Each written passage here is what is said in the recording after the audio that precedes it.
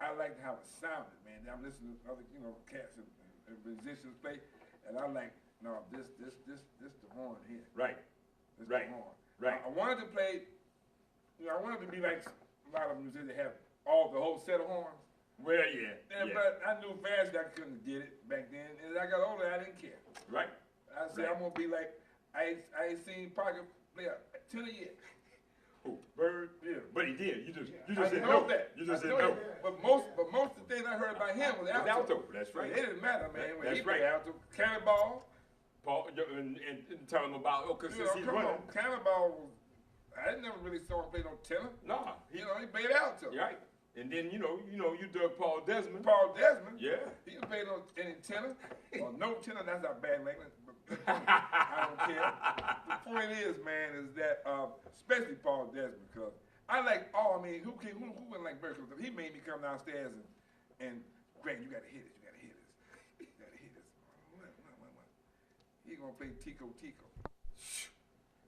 Man. On the record player on the red Rudolph Red-Nosed Reindeer. Yeah. It's the 78. Yeah. 78.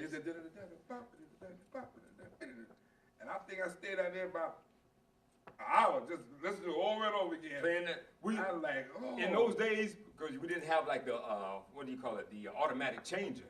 So the record gets to the end, man, you pick the tone out and put it back to the beginning or wherever you want, man. He said, man, listen to him, man. Then after that, I really got sold on it. But then when I heard Take 5 and those songs like that. The trolley song. And then just pretty sound he was coming out of his horn. I want to sound like that. Because I already had the Lou Dawson books. That's true. Remember? You sure did. We ordered that. Yeah, ordered that. We ordered that book. Yeah, the Lou Dawson book. There was another book by someone else.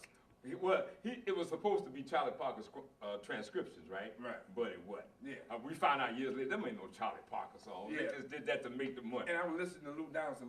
That's another one of my boys, man. That's one right. of my idols, because he was a bad man. Right. But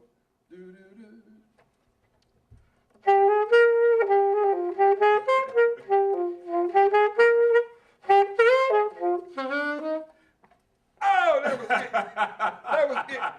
I said, no, I don't care what color this man is. I want to sound like him. We wasn't thinking like that back I then. know. This But music. this, no, I mean, I knew he was right now. Yeah, but we didn't care. No, I want to sound like him. Yeah. I didn't care. I said, No. that was that. Now, I loved all of them, but the one person locally that came close to that for me, Yeah. I love me some Eli Fontaine. That's right. Eli Fontaine. Because not only was that, man, but Eli would come and sit in with us, man, and that was an honor. He had that cool, he had was cool aura, man, the way he strolled in, man. He wasn't never no hurry, you know? Right, and I wanted him to sit in with us, man, because I wanted to learn. Yeah. So when he was playing something, I said, well, I ain't going to be the same, but I'm going to get that feel he's doing. Right. I'm going to get that, especially at the hard end. And then when I get through it, he look at me, he smile at me, I'm like, yeah. He liked what I did. That's right. And that's all I needed, man. That's right. I like, man, and when we see each other, we always would talk, man. And then when I got with the Dramatics, man, and he had the solo beginning of the song on Just Shopping, Not Buying Anything, that was him. Yeah. Now, I'm playing it. That's right. Man, I learned it almost note for note.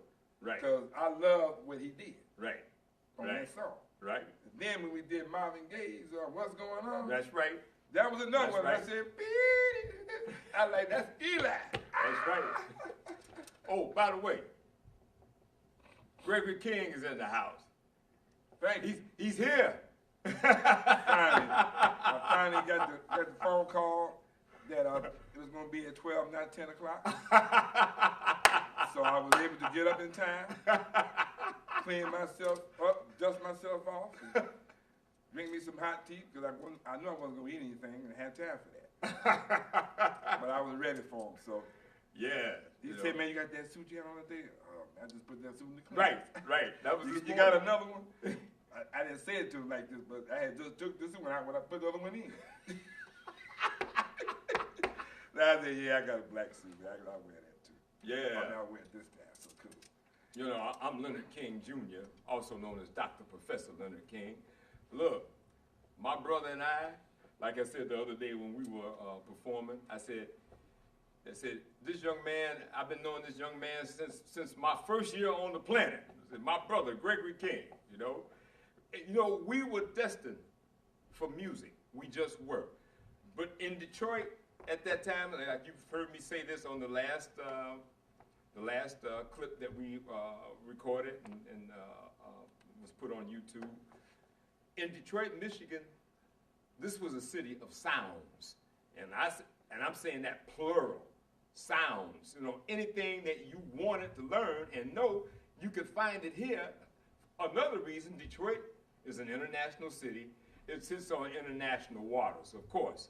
But when you study the migration of different groups of people coming from Europe, coming from the southern United States, and a lot of them had ancestors that came from Europe and, you know, and elsewhere. Everybody ended up here because of Henry Ford's $5 a day program, of course, starting back after the 1900s. And by work being so plentiful in this particular area, well, yeah, of course everybody wanted to come here. You know, you go where there's work. You go where there's employment. You start a family, you know, you'll be able to feed your family, take care of yourself. You go where the work is. So everybody converged on Detroit. From Mexico, you know, Poland. I mean, look, Hamtramck, Pole Town. You want some of the best music of Poland and not have to be in Poland? Detroit, Michigan. Same thing with Mexico, you know, because of the migrant Mexican community here. So everybody's here. And you know what? Everybody's still here. Mm-hmm. Everybody's still here. Right. Like I said last time, when WJLB was an AM radio station. And I never will forget the commercial. WJLB, AM. The music radio station of the nations, you know, Arabic music, music from the Orient, Japan, China, Mexico, you could hear it. And then, late, like in the afternoon, and you know what? There was no ghetto programming either, because like 3 p.m. in the afternoon, you'd hear the introduction.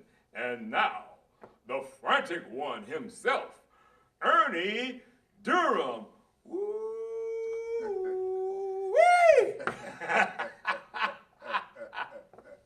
Ernie D. You know, we were just talking about a few minutes ago about television in Detroit. Very progressive for that time period. And there was a cat named Ed McKenzie who really favored black musicians, African-American musicians, Al-Kabalan musicians, whatever adjective you choose to utilize. But regardless of what everybody else was doing, you know, playing the people like Al Martino or the Ames brothers and different people like that, Ed McKenzie said, no. Ed McKenzie flew in the face of public opinion among the so-called white establishment. He played Fats Domino. He played Illinois Jacquette. He played everybody, you know. So when he had his TV show, and then I just want to remind the viewers out there, of course there was no internet, there was no YouTube. They didn't even have concerts in the park, you know, no jazz festivals, blues festivals, nothing like that. So whenever we saw musicians in those days, the musicians perform live, we saw them on TV. And some of the things that we used to imitate, remember that mirror that be in the living room? Yes. We get in front of the living room, and I got to stand up to do this. We get in front of the living room and imitate all the singing groups that we saw on TV. And all of the routines and, you know, that kind of stuff. But I didn't find out until years later, that's how singing groups practiced their choreography in front of the mirror. When I saw that years later, it was like, well, I'll be damned. We was doing that as kids, not even knowing. We would imitate like the saxophone players that we saw on TV. So to this day, I can only assume that we saw Big J McNeely because, you know, he had that part of his persona where he could get down on his back You know, he'd kick his legs up in the air and put the saxophone. I would try to show y'all that, but I ain't gonna be able to make it. Let's be real. This is not the 60s. Well, you know what? Last time I saw Big J McNeely in Minneapolis, he was 81 years old. Still had that sound. His sound was bigger than the whole band. And the band was mic'd adequately. He had that big sound on tenor. And so when it got to be near the end of the set, because I was thinking, well, Big J, he's 81. He's not going to get down and get on his back. And he started getting down close to the floor, or the stage floor, and he held onto a chair like this. You know, he was getting down gradually. And when he got down like this, he looked at the audience and said, you know, like, I'm almost there. You know, he got down on his back. And he put the tenor, but he didn't have his legs all the way up in there, but he got down there, and he was kicking up, blowing the tenor on his back like that. Still had that sound. So we're talking about, that was maybe like 2007, 2008. Oh, yeah, 2008 or something like that. And he's still with us. So that means Big J McNeely, as of this recording, is like, if he's not 90, he will be still with that sound. He's still touring. That's what I'm talking about. That's what I'm talking about. To have that endurance, to have that kind of longevity. You know, musicians, a lot of us, we do this till we can't do it no more. So, but just to tie that whole thing up with television in the Detroit area, which was very progressive in the 50s. Same thing with radio, you know. And in our case, our father, the one and only Leonard Clyde King Sr., was a jukebox operator. The best that ever lived. And I'm not saying it because he's my father. I'm saying it because everyone else said it. Grown people. We were kids. Yeah. Grown people. They said that if he can't fix this, throw it away. Yeah. Now, he was good. We can't vouch for Chicago or San Francisco or New York or other places, but he probably did. No. They said the best in the world. Chicago and everywhere else is covered. I don't even consider nothing. I don't consider anyone else. They used to say that. They said, no, there was no other one. They said, if your father can't fix it, throw it away. It's no good, you know? So we, as young, aspiring musicians, that's another thing I said before, with a father as a jukebox operator, how could we lose? As young, aspiring musicians, all the sounds that he had in our home, because he serviced everybody. He serviced the country and western places, some of them, I mean, one or two, but he was the kind of cat who knew how to make people feel good. He was a humorous guy. He had personality. He had wit. He had charm, you know. We're not bragging just because he's our father. It's true. He had these things naturally about him. He's the one who taught us. He said, now, some people might be wrong, dead wrong, with what they do to you or what they say to you. He said, you might want to curse them out, but you can't. He said, you have to use diplomacy. And we looked at each other and said, what? Yeah, right. What? You know, right. You know, but our mother, Alice Lucille King, she taught us, and you don't understand the word, you go look it up in the dictionary. And she was the kind of person, we could go to her maybe once and ask her what a certain word means, and she would tell us, but we come back twice and say, well, what does this mean, Mom? She said, the dictionary's over there. Look it up. So she encouraged us to spend time at the library. Can you imagine that? Young kids? She didn't have to tell us to go to the library.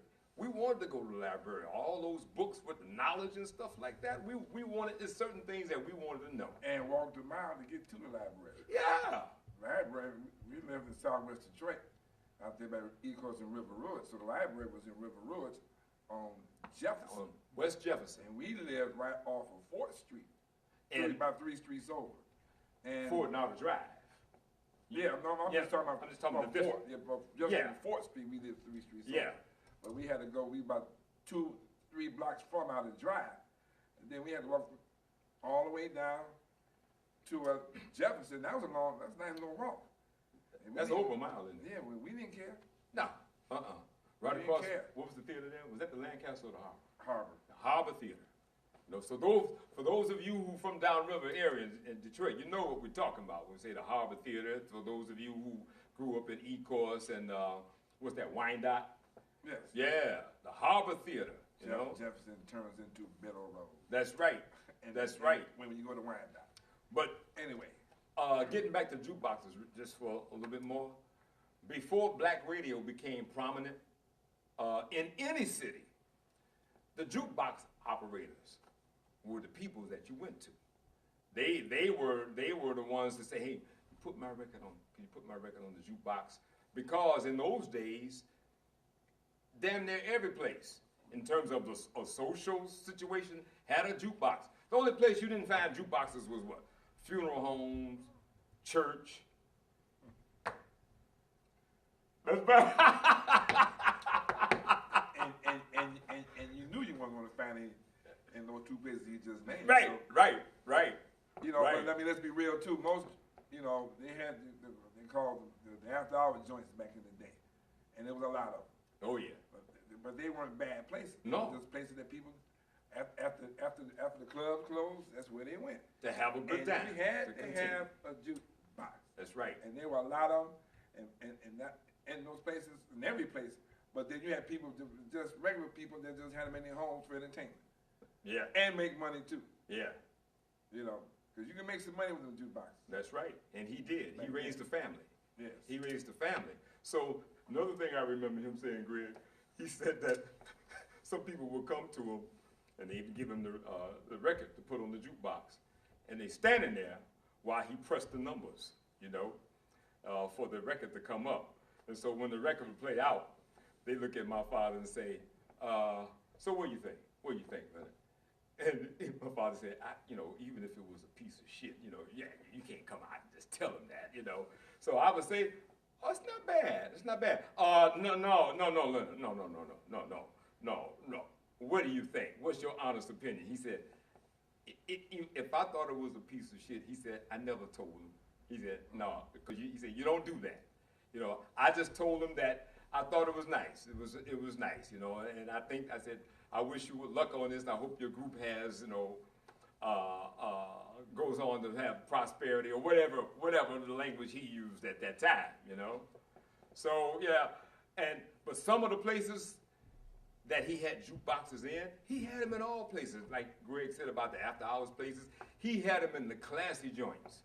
Well, everywhere. We won't call them joints. We had them in the classy establishments. Yeah, regular restaurants. But he had them in the rough joints. You know, I would refer to those as joints because sometimes we go in the restaurant. He said, "Now you all come in this place with me, but don't say nothing. You know, just be quiet. You know, just observe." He would always say, "Just keep your mouth shut. Just observe." You know, we walk in like one of those low class joints. You know, back in the days they called a place like that a bucket of blood. You know. Right. Well, let me just explain that. You know, a bucket of blood means like maybe a fight would break out, somebody gets stabbed, and you see blood on the floor, right? Greg and I would go in there, we'd look around, and the first thing we look at each other like, oh no, Daddy's bringing us in here. Yeah. We couldn't wait to get out of there. Yeah. We couldn't wait. It was going to get crazy. If not already. It had the potential to get crazy, you know, and we didn't want to be there. Now, we was there at one place our father went through, and we was with him, and I had never seen nothing like this in my life. Oh, yeah. The guy was sitting right there, he was talking to his woman, and she was boo-hoo, he stared at that.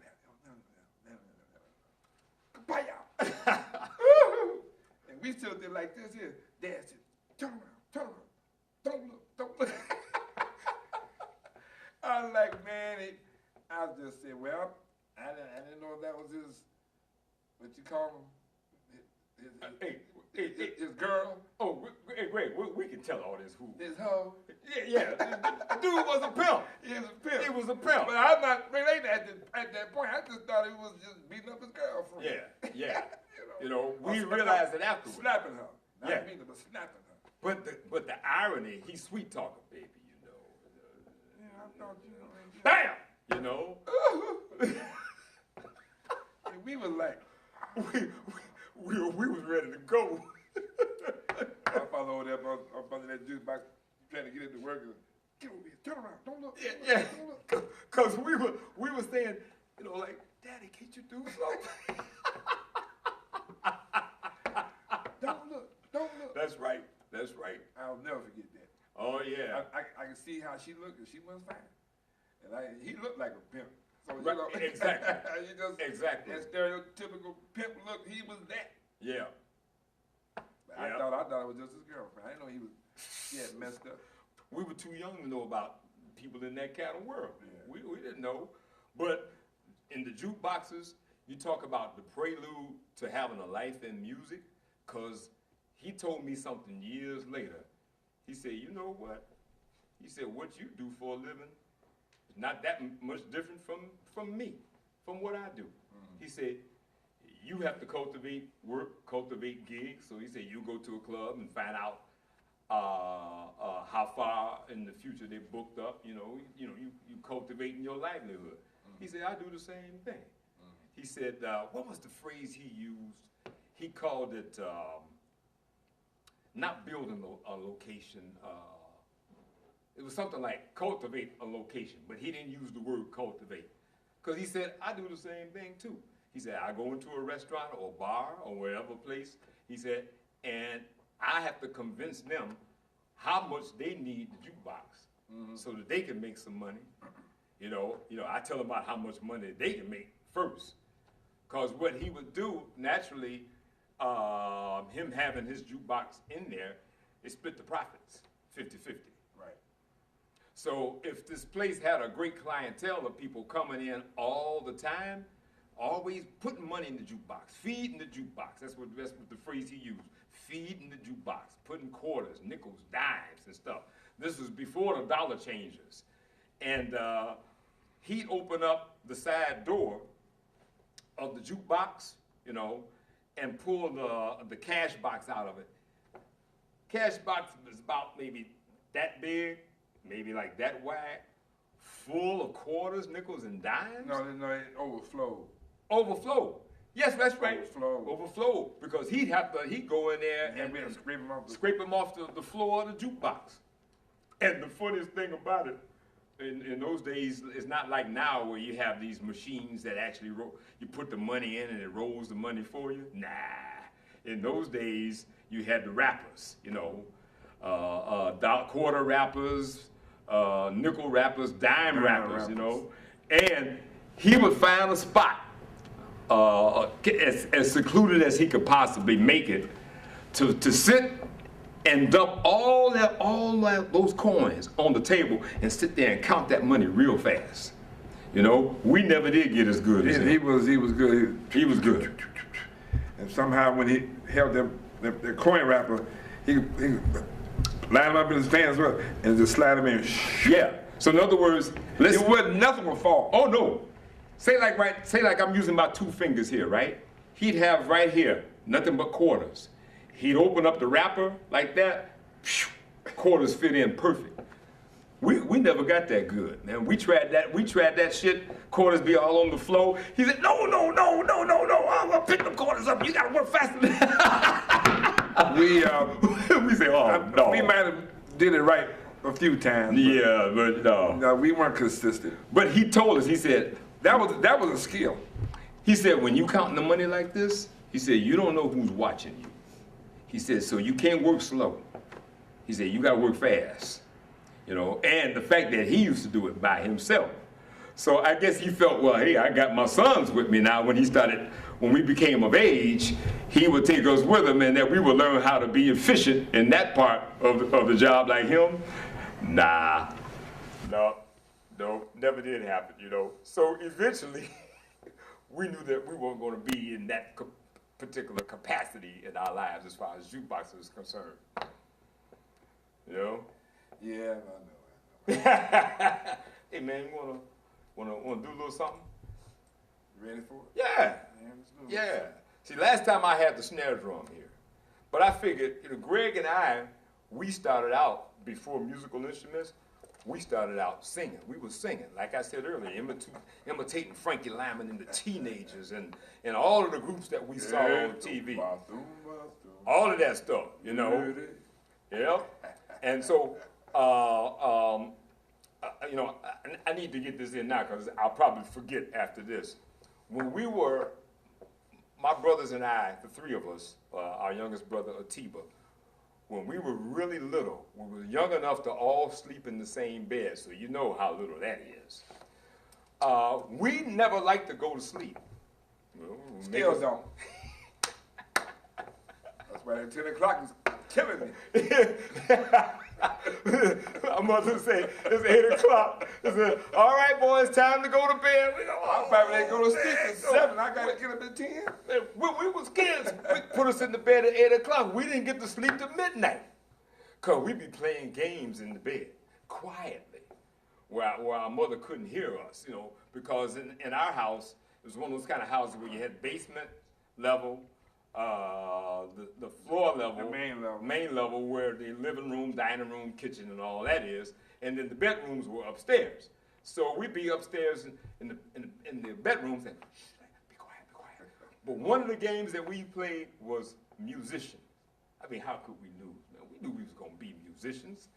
So we every night we would have the three of us would imitate a different instrument. Said, well, who are you going to be? I'm going to be the trombone player. I was like, well, who are you going to be? I'm going to be the trumpet player, But the one instrument that we used to argue over was the piano player, of which neither one of us played piano.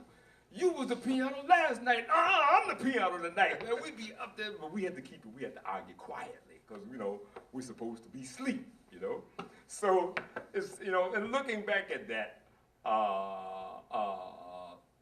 the genesis of our being musicians, the beginning, the influences, the seeds that were planted, I'll put it like that, we couldn't lose. It was so obvious that was what it was going to be. So obvious. Yeah, but in the meantime, I got a bass line. Boom, boom, boom, boom, boom, boom, boom, boom, boom, boom, boom.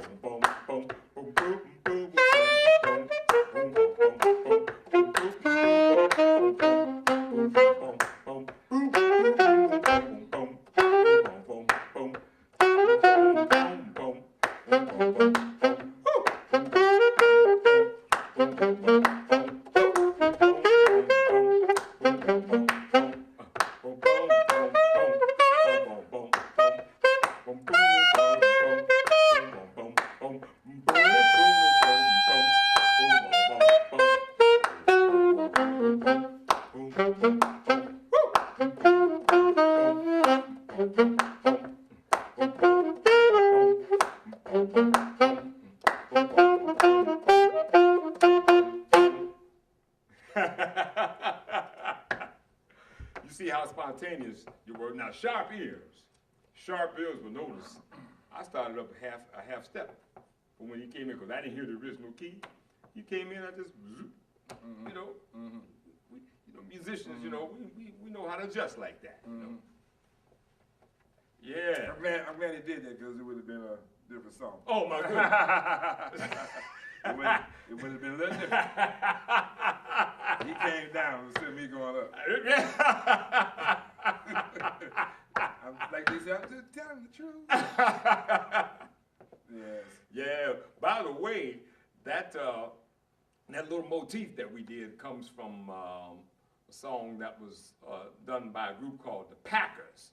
Now that was the code name. That was really Booker T and the MGs and the Marquis, who later became known as the Memphis Horns, you know.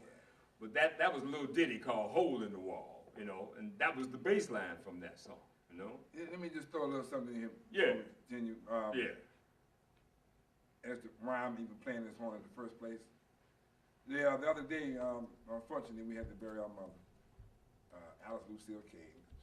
She left us this past Saturday, the 20th of February, and she was a beautiful woman. We miss her. We love her to death. But I'm playing this saxophone because of her. Because all I ever wanted to be, growing up, young kid, when I got into the music thing and just started loving music and all that, and you could tell he was going to be a drummer, because he was just destroying my mother's house. She had hardly any chairs to sit in, because it was holes and everything. The dents I put in them. Dents and everything. So we knew from day one that he was going to be a drummer. That was just a given. That was meant to be. But me, I wanted to play guitar. And I was staring through books and Sears catalog and all the other guitar books. There wasn't that many around at the time. Right. But I just liked the way I liked the way they sounded.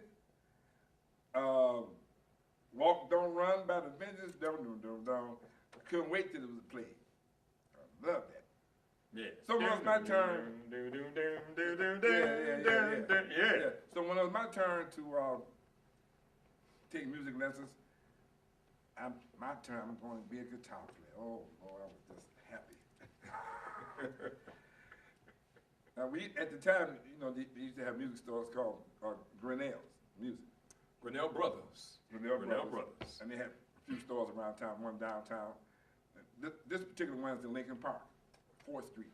So anyway, I go there, and my mother and father took me there, and they talked to the salesman, or whatever he was called at the time. We'll just say salesman. He came up and said, you know, can I help you? And so I said, I came to want to take a guitar lesson. So he said, well, okay, hold on for a minute, let me, I'll be right back. And he go for a little bit.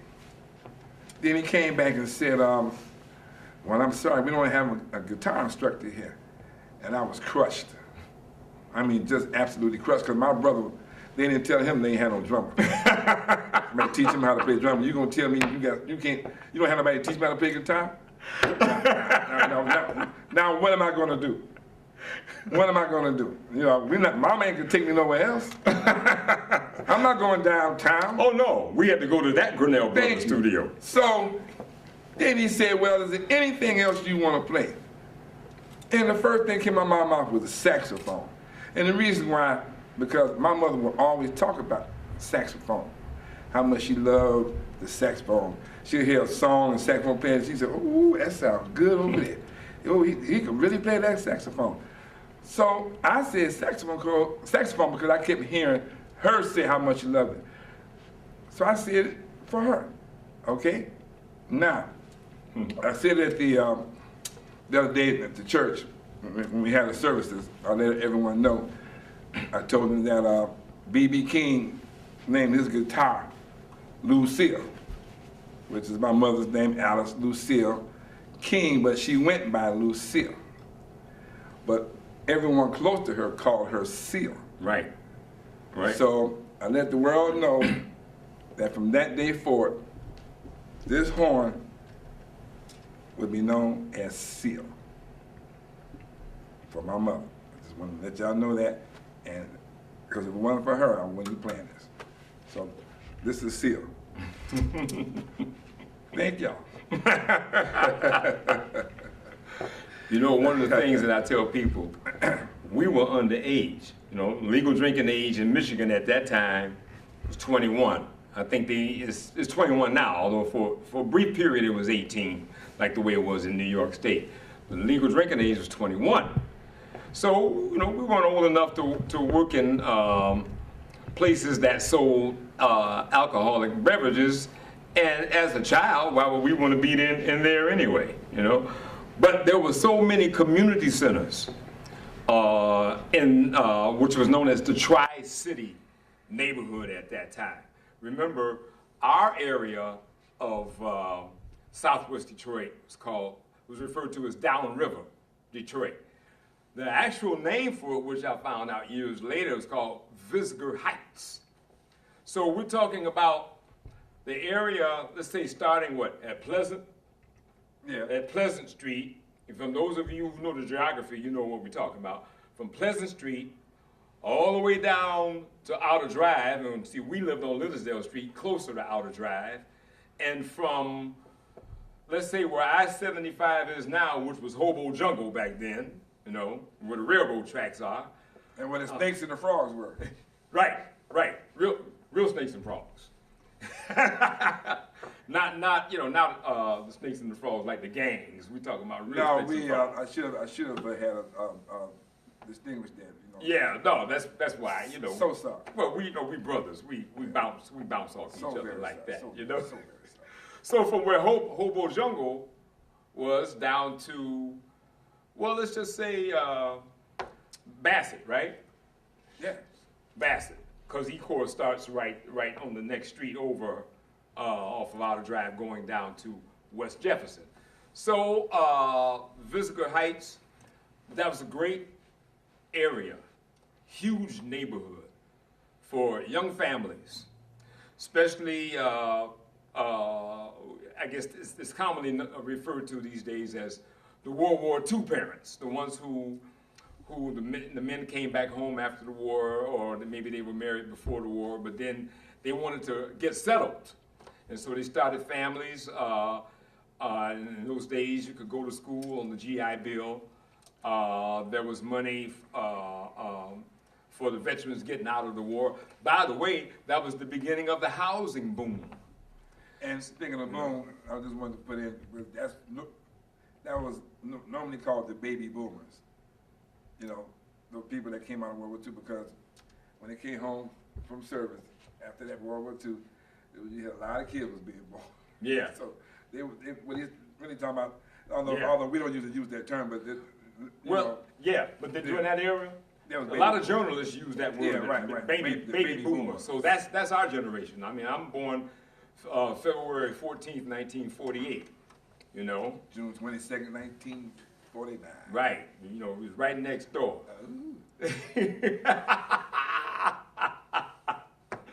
But in our neighborhood, we weren't old enough to play the adult establishments, but there was plenty for us to do. There were plenty of places for us to become involved in. Beechwood Community Center was, that was in River Rouge, right? Yes. Beechwood Community Center was in River Rouge on Beechwood Street. Or I think it might have been Beechwood Avenue. Beechwood Street. Beechwood Street? Yes. E-Corps Community Center was on Saliette Street. And then also in our neighborhood, in our neighborhood, not far from where we lived, on 4th Street, right off of Schaefer, you had Kimony Center. As a matter of fact, our grandfather, the one and only, Philip Chapman Sr. I forgot about that. Yeah, our mother's father. He helped to break ground for that. Did. He helped to break ground. I forget what job. If he was working in, what was he working in? Landscaping or something? Something like that. Yeah. Because he had the truck, you know, with the dirt and. That's right. Dug up and whatever. You know. That's right. Yes. So I forgot about that. So between that, those community centers at our school, because, we got to talk about this. We're coming up, our formative years. Boynton Elementary School, Francis G. Boynton. Let me spell that for you. Boynton Elementary School, right there on the corner of Visger Road and West 4th Street. Hell of a music program in elementary school. The band room looked like a high school band room almost. They had those tall cabinets that they stored the upright bass in, cellos, violins, tubas, French horns for kids. Boynton at that time was a kindergarten through 6th grade school. And here we are in the middle of all of this music activity, all of these sounds. So the music, they don't call him music director. You went to music class in elementary school. So the guy who was the teacher, or the music teacher, was Mr. Lived across the street. Mr. Wilkins. Mr. Wilkins. Mr. Wilkins. And he played piano, and naturally, I think they had Glee Club and something like that. So we learned songs in his class. But what we were also doing even back then, we go in the bathroom, and most bathrooms in those schools back then had great acoustics. So that was like our echo chambers. We'd be in the bathroom, doo-wop, doo-wop, boom, boom, boom, boom, boom, doo-wop, doo-wop, boom, boom, boom, boom, and, I'll always love you, singing all them Frankie Lyman and the Teenager songs and the Moon Glows. Now this was right before Motown was coming in, but we still had our pulse on everything. So in those days, there was always a spring concert at your elementary school. And to us, those spring concerts were professional. I mean, we were expected, despite our youth, to be as professional as we could possibly be, and we wanted to be professional. All the adults that we were listening to, the people that we saw, our aspirations were to grow up to be like them. Now we didn't know what kind of people they were off stage, but musically speaking, our thing was if we could just attain to what they did, that would be wonderful, which we eventually did. So at this particular spring program, Greg had only been playing maybe a year. So we're talking about 1958, 1959. And one of the songs he played was Harlem Nocturne. But how did it come to be that you picked that song? No, I didn't pick that song. Mr. Keith, my teacher. That's right. He picked that song. That's right. He said, I want you to go home and learn this. Because he was a saxophone player. Yes. See, he was my teacher. I didn't have a drum teacher. But, He knew enough. He knew enough. He knew what to do. A good teacher, can teach, Mr. William Keith, Bill Keith, who eventually became he went into politics. I know he was in state politics for a while. He was the one that picked that song. He picked the one. So he gave you the sheet music? Yes. All right. Okay. No, I didn't. I mean, I've heard the song. Yeah. Before, but he knew this song was going to be a little challenging for me. He said, but you could do it. So I went home and practiced it. And before you know it, I was on the stage at our school, at the school concert that he mentioned, and I played it. At first, we had rehearsed it across the street because our musical teacher lived across the street from us. Which right. In those days, teachers lived in your neighborhood. That's right. And so Mr. Wilkins, he was a distinguished person too, and it was like I was at Ford Auditorium or something. That's how I felt. That's how I felt. It did.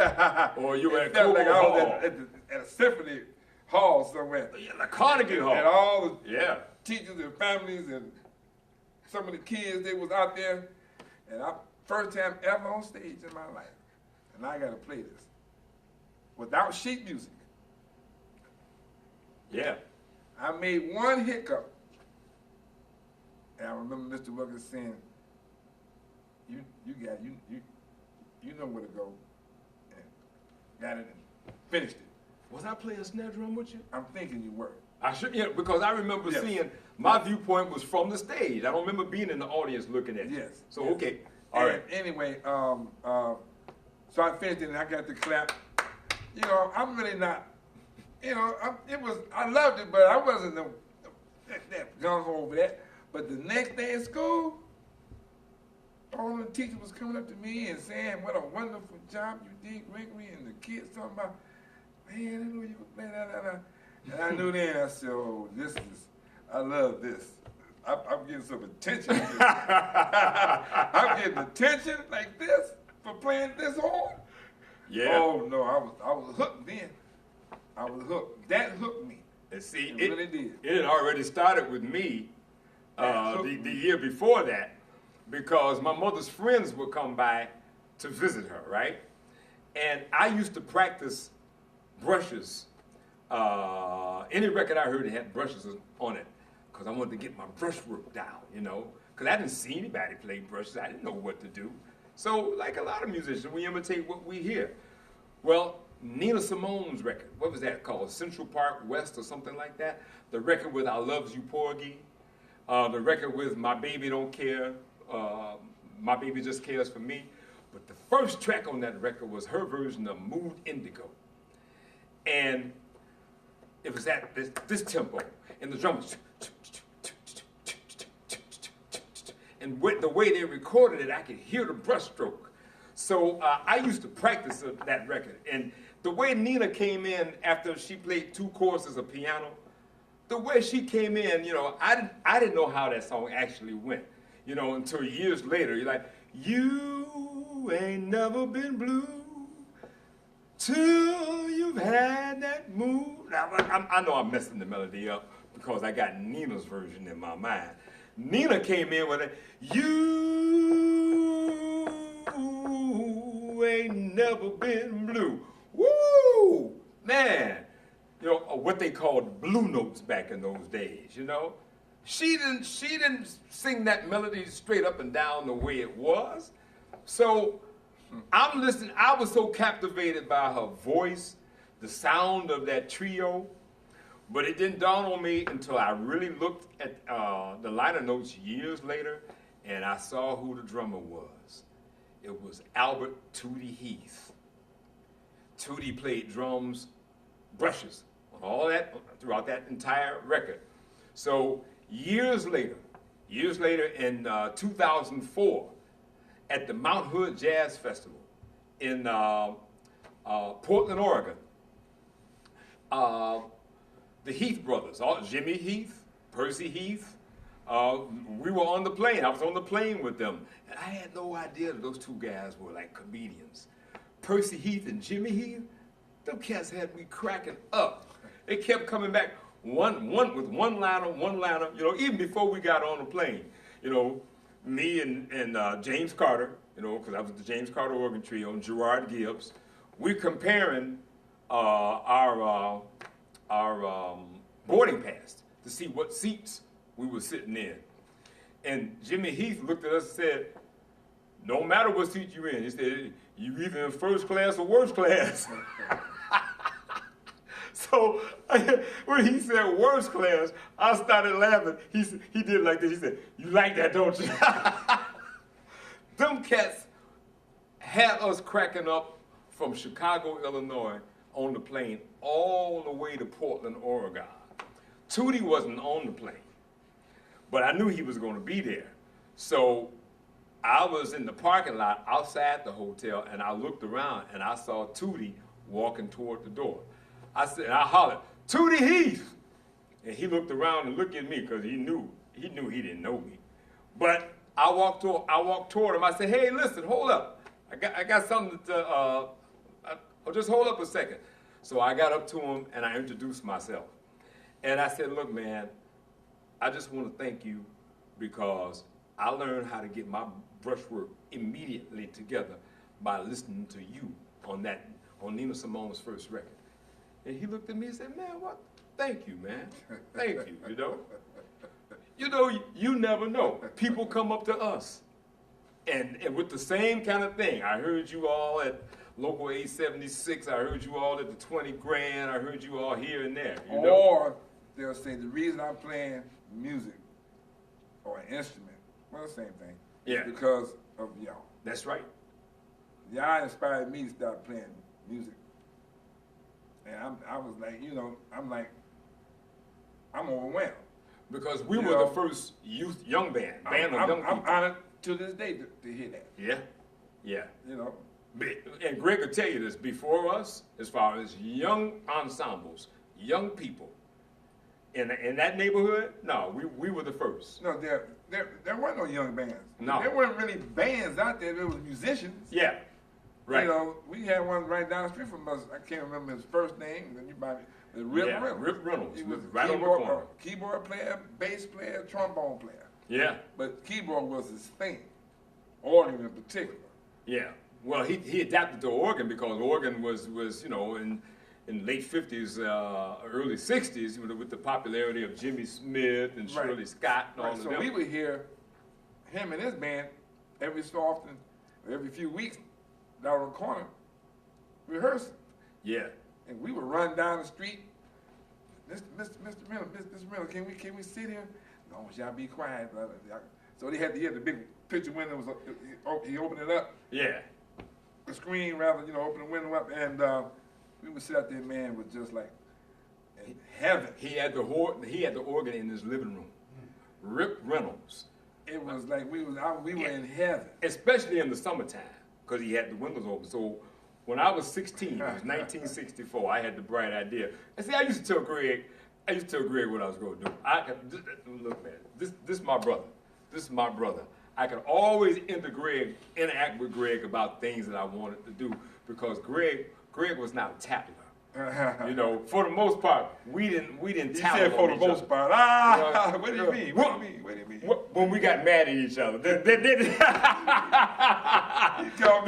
the lines would get bluer. He said I was a snitch when I wanted to be, huh? No, we would do that. I know. We would know, but we know. No, I won't go there. No, we're not going to do that. I'm not going to go there. I'm not going to go there. So I told Greg one time, I said, you know, I'm going to sit in with Mr. Reynolds, you know. And Greg always took me serious whenever I talked like that. So I went down and you know, knocked on his door. I said, Mr. Reynolds, next time you play, I want to play with you. He thought that was the biggest thing. Here I am, this little kid wanting to play with him in his house, in his living room. Oh, you would ever hear, you know, back then you would hear music come out of a lot of people's homes. Yeah. So he could hear him down there practicing on the drum. And he would tell our mother, tell your son, I'm doing a good job down there. Tell him to keep it up. So, you know, we loved hearing that from him. Right. You know, so he liked what he was doing. Right. So what it really was is that we was down there and it was just getting started. We said, we don't have a drummer. That's right. He said he don't have a drummer. We looked. That's right. I said, through the window, Mr. Reynolds. He said, yes. I don't know if he knew it was Greg or whatever, but the point is, he said, I said, Mr. Reynolds, you want to have a drummer today? He said, nah, he won't be able to show up. I said, can my brother come in here and play? That's right. You were the one that went down there. He said, can my brother come in and play? And he did like this,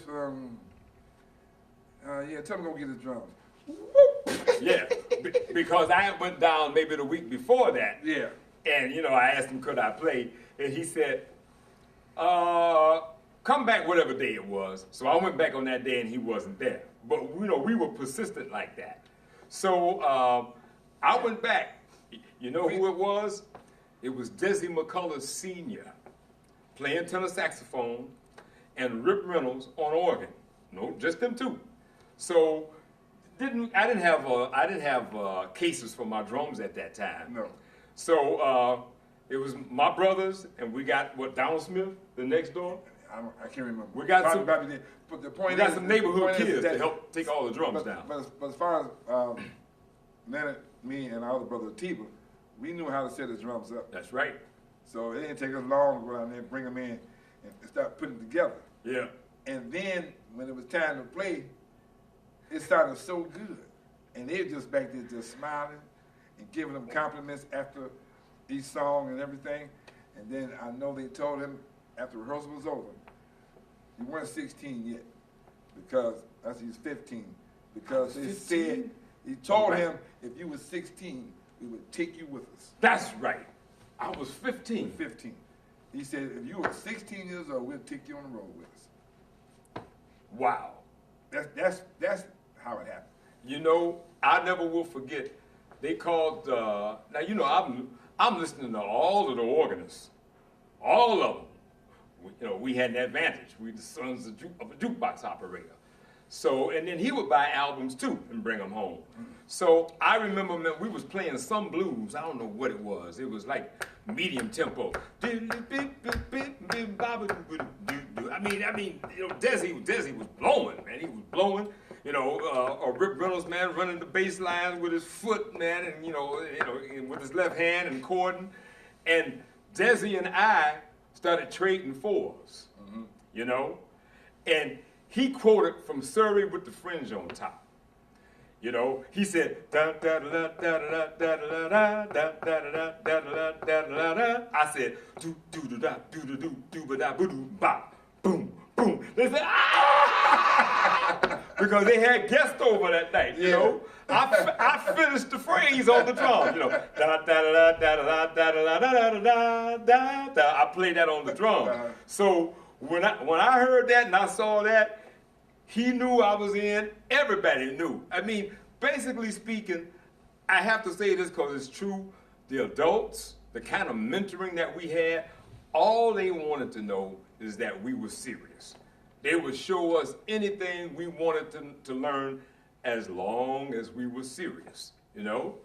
So that brings us up to about like, what, 1963? Man, I was 15? Yeah, 15. You're right. He said right. if you were 16, they would take you with them. That's right. That's right. So let's say between 1963, I mean, that was the year we saw Dinah Washington at the Michigan State Fair. Yeah. You know, she had an organ trio. Yeah. These cats were triplets. The name of the group was the Allegros. Yeah. You know, right. Tenor sax, organ, drums, and they sang. So when she sang her big hits, especially Where Are You, 4-part harmony, we sitting out in the audience going, whoa, hey, Les and Larry Algar Orchestra. Okay. Because you know some of the recordings he did for Columbia were kind of you know. So I didn't really take them seriously like Woody Herman, Count Basie, or Duke, anything like that. They announced. Then they was kicking. That band was kicking. So they announced, ladies and gentlemen, now we present King Kong versus Godzilla. We didn't know what they were talking about. Remember the alto player and the tenor player. So when they count the song off, 1, 2, 1, 2, 1, 2, 3, 4, da da da da da. Cherokee, and we looking at each other like, what? And the alto player and the tenor player, man, was battling back and forth. At first, you know, they would play like maybe 3 choruses. And I remember, you know how saxophone players hold the saxophone with the neck over the shoulder like that? Well, you know, I'm going to demonstrate for us. Especially the tenor. Yeah, especially tenor. But I think the alto player did that too, you know? But Greg's going to show you what I'm talking about. And they stand there, they look real cool till it comes their turn to, like, you know, like.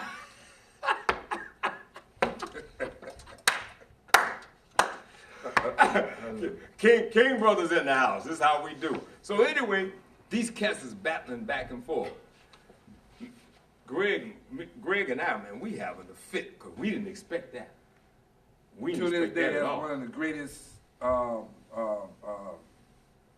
battles or just playing I've ever heard. I mean, I still remember it like it was yesterday. It was just awesome. Yeah. Because they were both good. Yeah. And they were one would take his turn, would take his turn. We got there. Yeah. And you know, I don't remember. That's the only thing I remember. About that performance. That's all I remember. King Kong versus Godzilla. Yeah. So King Kong versus Godzilla. I mean, we can go on and on and on about the early influences and the things we did. So where we left off with, let's say that's roughly 63, 64. We're talking about the State Fair.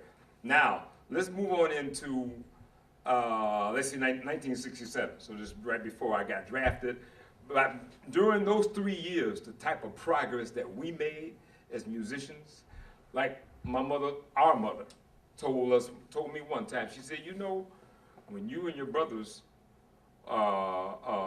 were teenagers and starting out in music, she said, I never worried about you all getting in trouble. She said, because you all stayed so busy. Every week, the phone was ringing with people who wanted our services.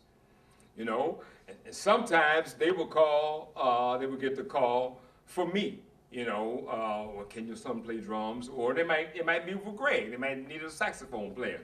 But it got to the point where when we started the band in December of '63, and which initially was, before that was known as the Kings of Rhythms, I talked about that before. Correction. What? We didn't start the band, he started the band. Go ahead. I wasn't thinking about the band, he talking about the band. That's true. Okay. That's true. So, moving on up through 65, 67, more work, more groups. Not more groups, but it's just things were evolving really the way we wanted to be. We were maturing.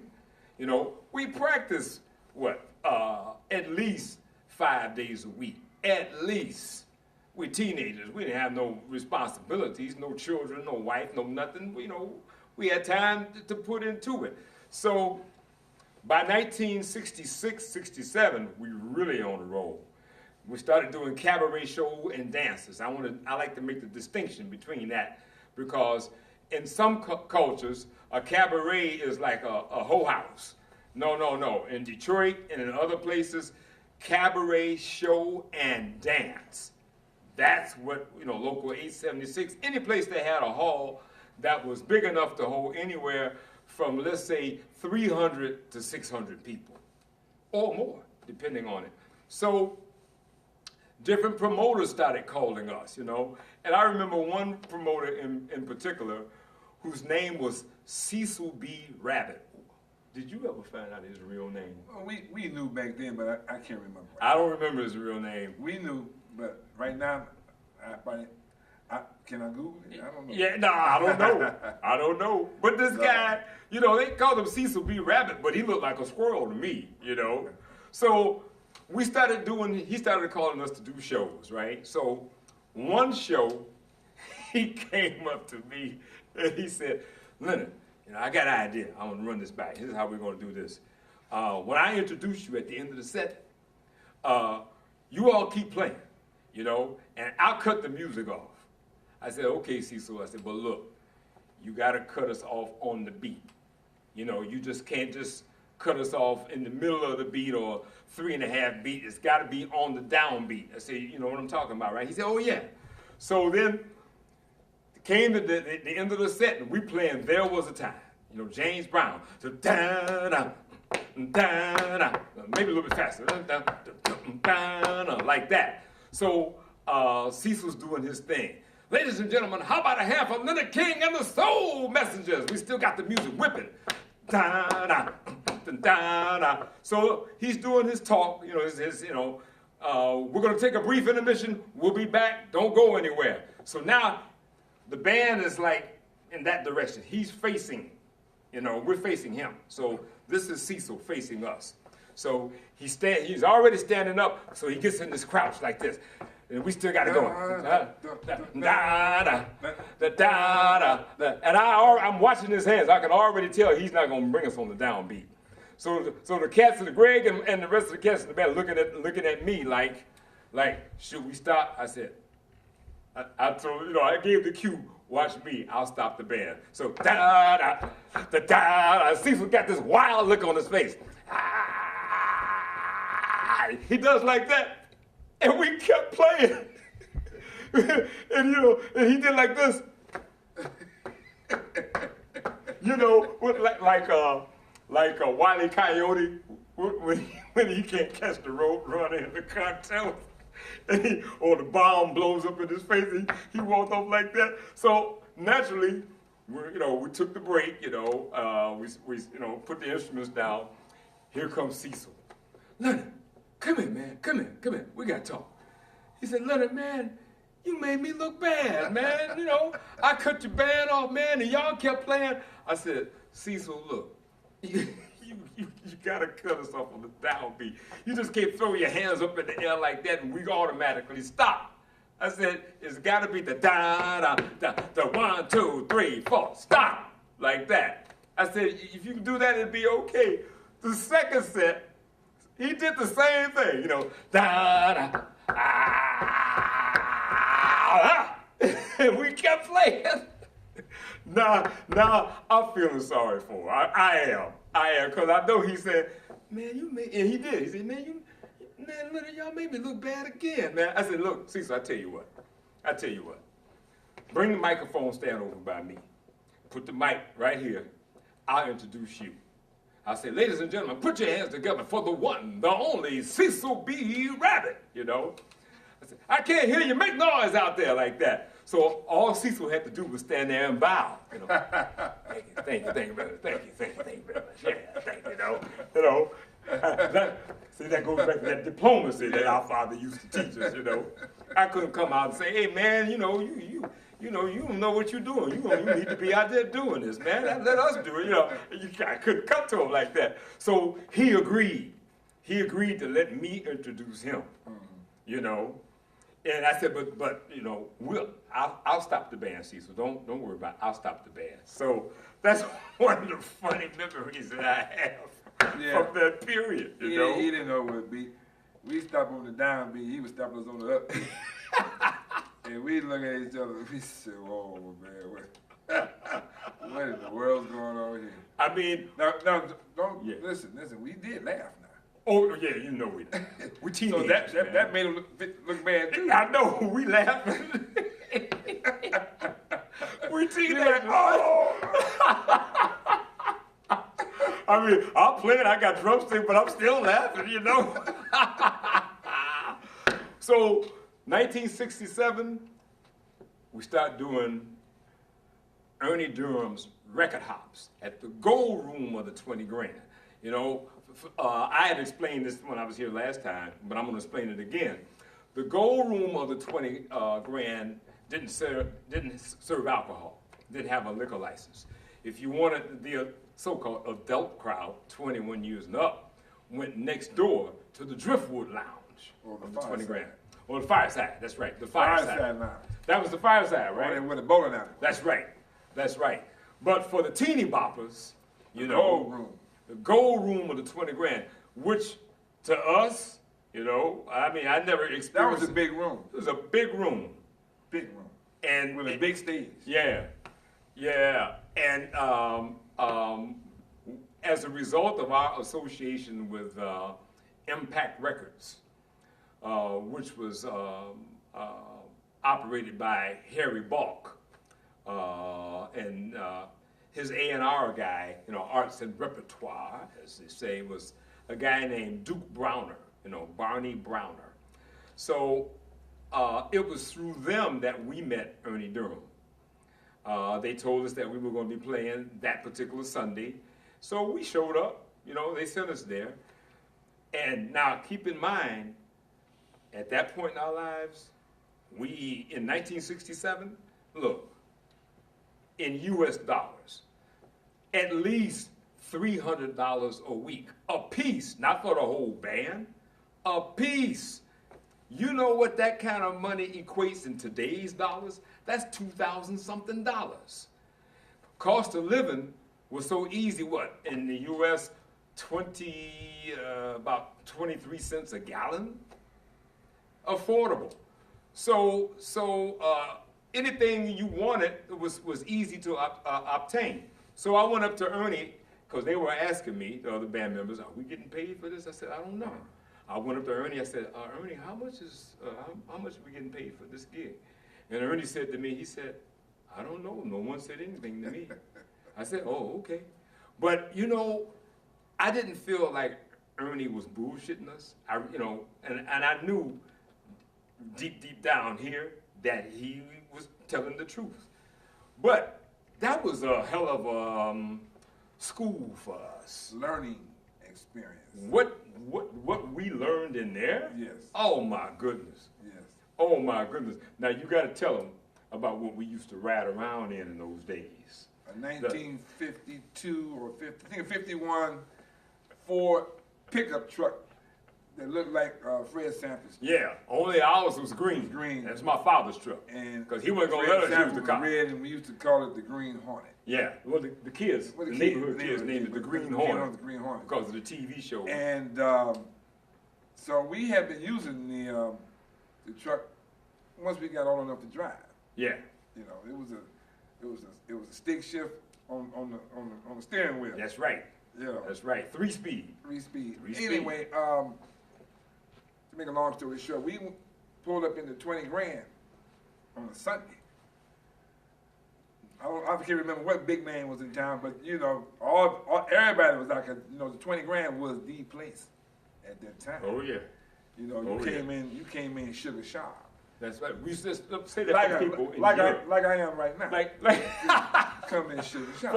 In Europe, like sugar, we are. Sugar sharp. You know, if you were sharp, I mean like well dressed. In some cultures they call that Natalie. You know, Nattily. Yeah. Well, we didn't. You know, that might be a British term, I think. You know.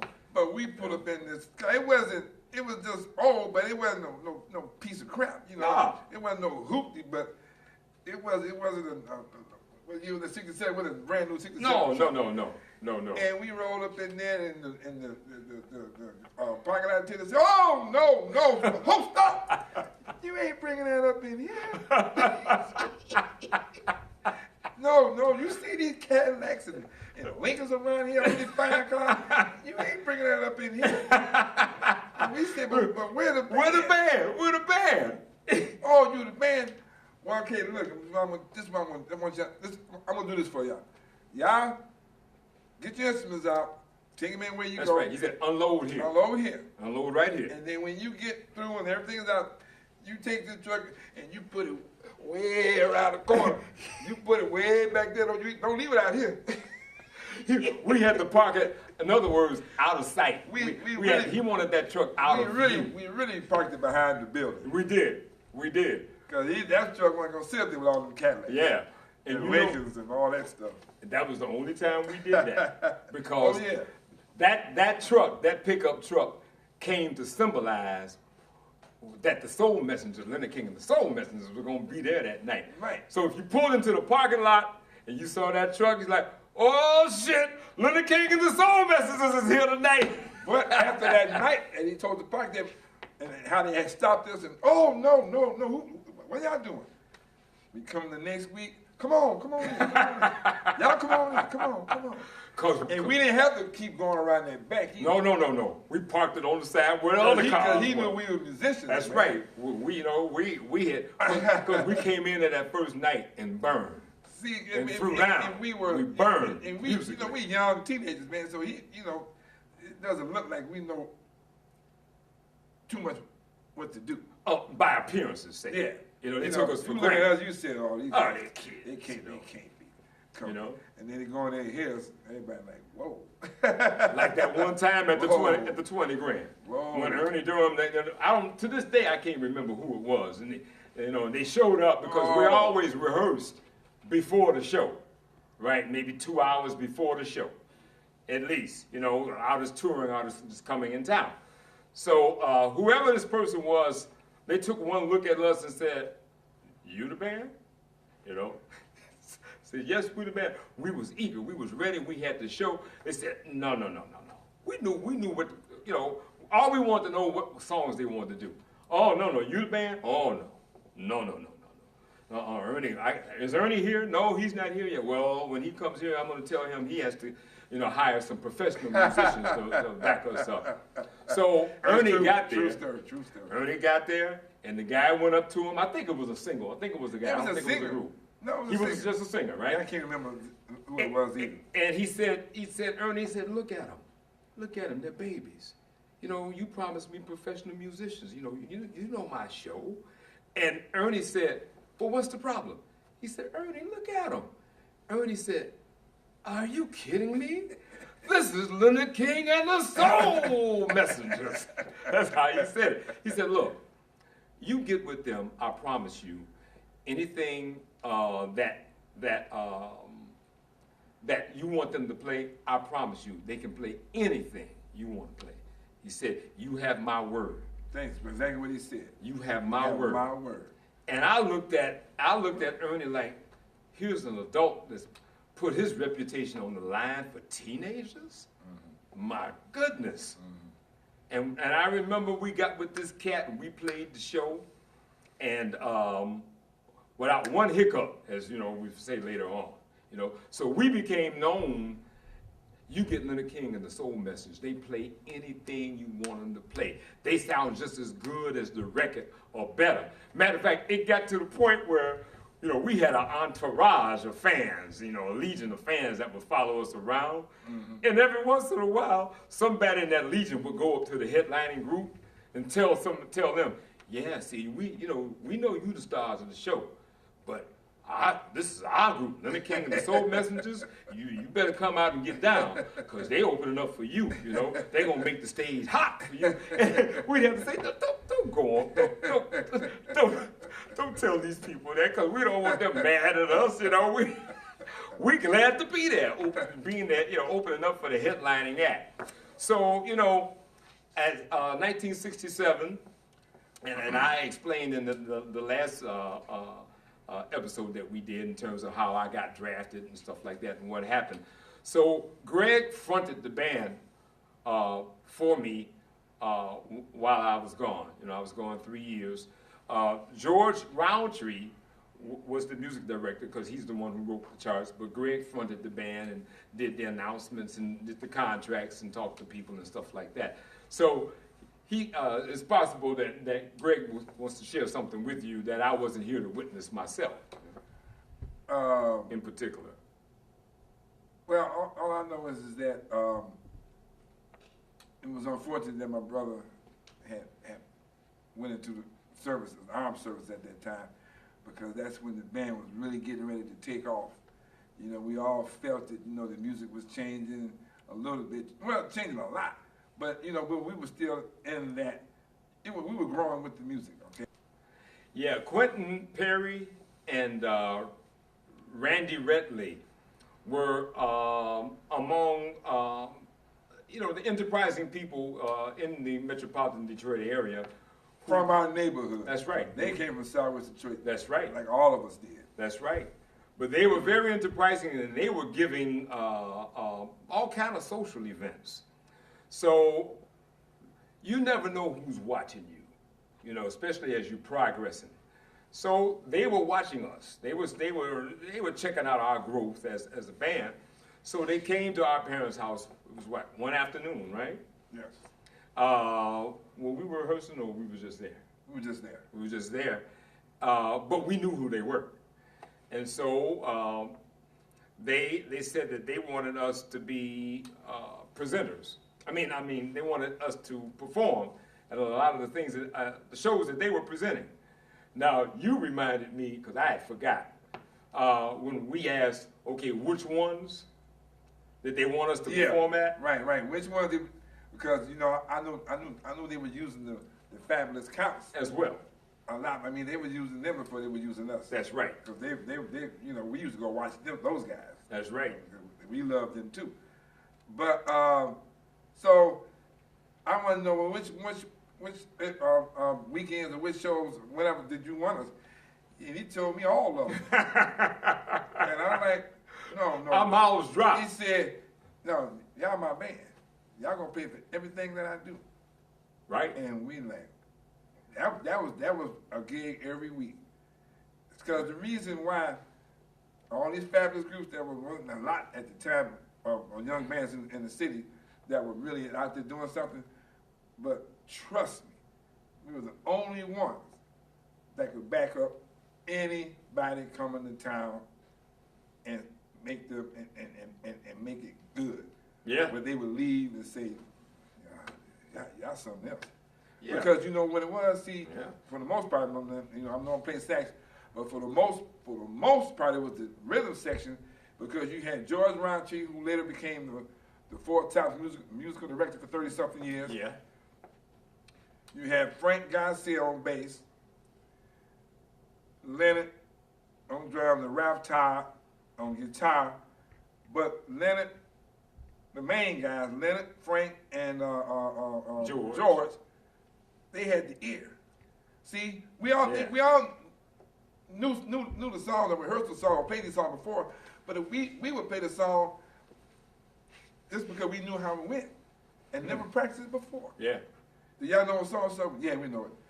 Because we heard it. And we were soaking up that music like that. We would play that song just like it was supposed to go, and that would be our first time ever playing it. But they didn't know that. No, nobody knew. They didn't know that. That's how good we were. Yeah. You know, we were the band, the only band that could do that.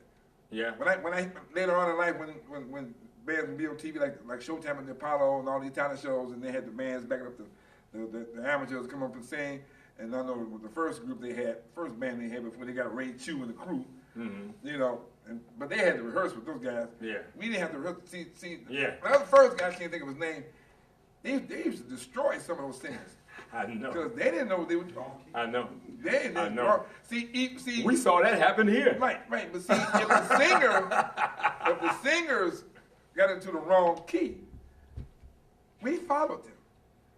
You know, because you got singers that started in the right key, then drift into the wrong key. Yeah. And the band can't adjust. And they stay right there. And it just sounds awful, make the person sound awful. But no, our band, we hear her or him drifting or go to another key, and we'll go right there with them. And make it sound good. And them singer groups, like when we used to back the Precisions and groups like that, and groups that knew how to not only could they sing, but they could step. You know, look, it was some groups out here that was right on par with the Temptations or better, that never got that kind of attention. But we knew, like I said, we wanted to be the best. And we had heard stories about bands messing up the singing groups. And the singing groups, after the show, would go up to the band and say, hey, come here. You know, y'all blew it, man. Y'all wasn't right. And so next thing you know, boom. Next time you do that, you know. we knew about that. That never happened to us. And I was never worried, or we were never worried that it would. No. We didn't even think like we weren't worried about it, because we knew we had that kind of group. Tell them about no one else. Okay. You had this hit in the late 60s and early 70s, whenever it was. You know the song, Hey There Lonely Girl, by Eddie Holman. Well, Eddie Holman came to local 876. Quentin Perry was still handling us as far as, he produced the show. He was bringing in the acts. And we knew this song. We said, Eddie Holman coming in here, wow. Eddie get there just like the same guy that was at the 20 grand. Eddie gets there, look at us, say no. He's not singing. These guys, they can't possibly know my song. I haven't even heard. So see, what it was, he was late arriving. So therefore, he didn't get a rehearsal with us. Oh, okay. That's what it was. Okay. So he was late, so when he came, there was no time. The place was packed. So we can't rehearse now, and he wasn't going to sing. Because he just didn't think we could do it. He just said no, and we kept talking to him, me, Andrew Jones, who was the drummer at the time in his absence, and George Roundtree and Frank. And we were back there in the room, the so-called dressing room.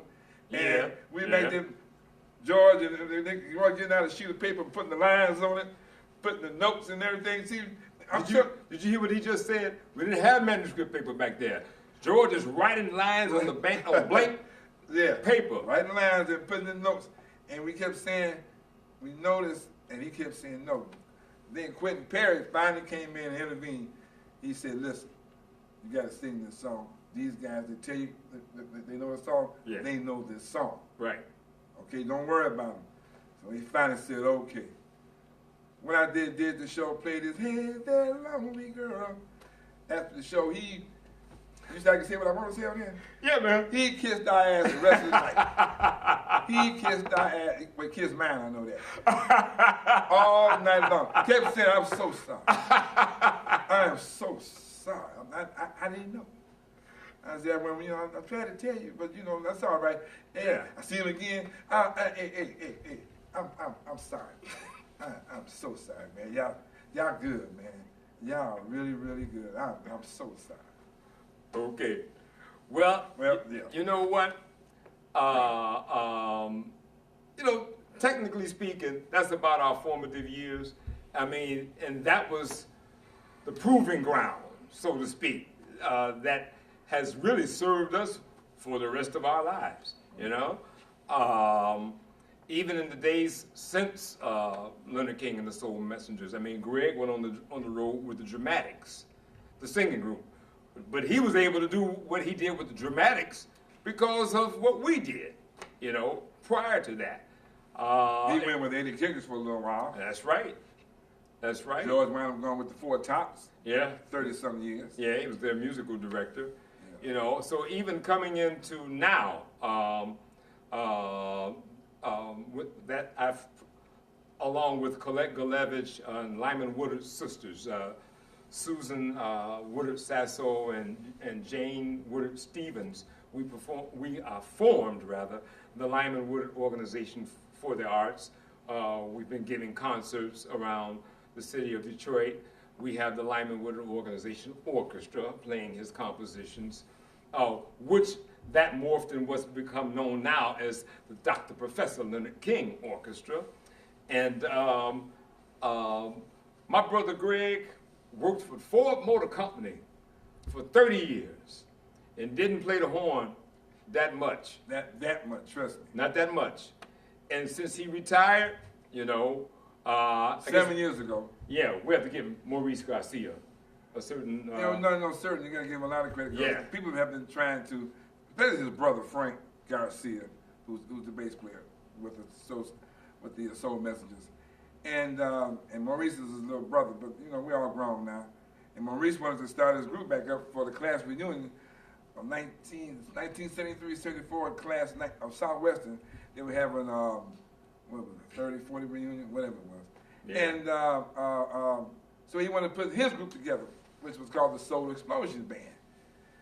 But he was looking for musicians that he, you know, for his group that weren't original members because he needed some other people. All the original members weren't around. So he had a couple of saxophone players friends, but they weren't able to do it. So he called me. I had ran into him not long before that. I hadn't seen Reese in about 30 years. And he said he wanted me to play in the band. I said, Reese, I haven't played my horn in a long time. And he said, well, that's all right, man. Why don't you just come try? So I eventually gave in and said, okay, I'll come check you out. But I'm not going to bring my horn. I just want to hear the band. So that's what I did. And then when I heard the band, I'm like, hey, man, I like this group. I said, y'all from Southwest Detroit? They said, yeah. I said, I ain't never heard of y'all. They said, well, they were younger. We heard of you, man, and we buy this and buy that. So I told Maurice I'm going to bring my horn back the next week.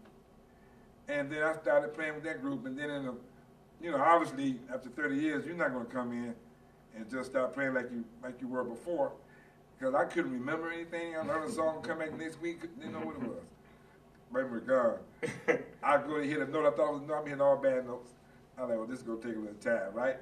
So it took really a few months, and for me to get back into the, like you say, the swing of things, get my hearing back and my tone and all that, you know.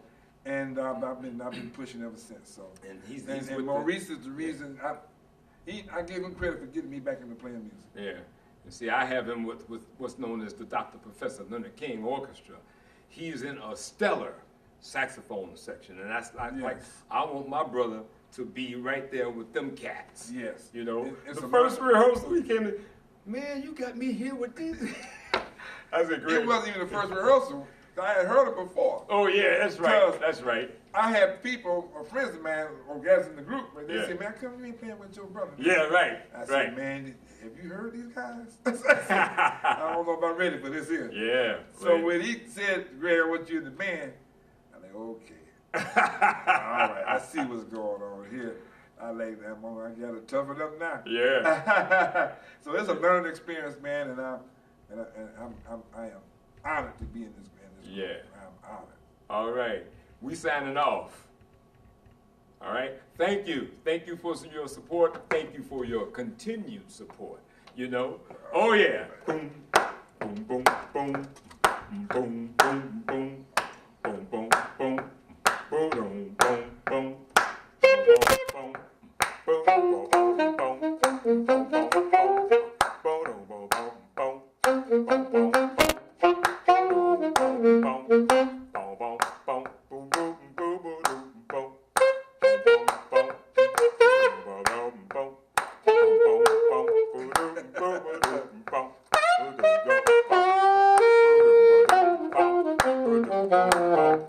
Cecil B.